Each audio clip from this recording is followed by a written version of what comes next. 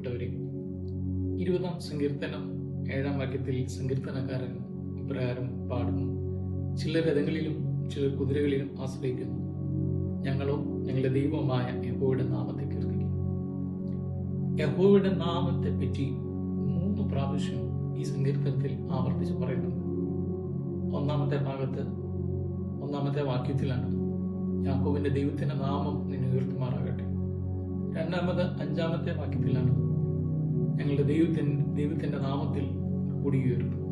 3-ാമത് ചില കുതിരകളിലും രഥങ്ങളിലും ഒക്കെ ആശ്രയിച്ചാലും ഞങ്ങളുടെ ദൈവമായ യഹോവയുടെ നാമത്തെ കീർത്തിക്കും. ഇങ്ങനെ ദൈവത്തിന്റെ നാമത്തെ കീർത്തിക്കുന്നതുകൊണ്ട് ഞങ്ങൾ വീണു പോയേക്കാം, തകർന്നു പോയേക്കാം. പക്ഷെ ഞങ്ങളുടെ ദൈവം ഞങ്ങളെ നിവർന്നു നിൽക്കുവാൻ തക്കവണ്ണം, എഴുന്നേറ്റ് നിവർന്നു നിൽക്കുവാൻ തക്കവണ്ണം ഞങ്ങളെ സഹായിക്കുകയും ശക്തീകരിക്കുകയും ചെയ്യുന്ന ദൈവമാണ്.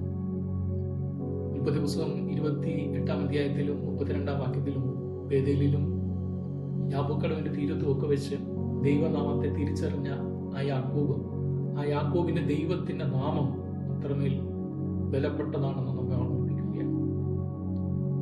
ഞങ്ങളുടെ ദൈവത്തിന്റെ നാമത്തിൽ ഞങ്ങൾ കുടിയേറും.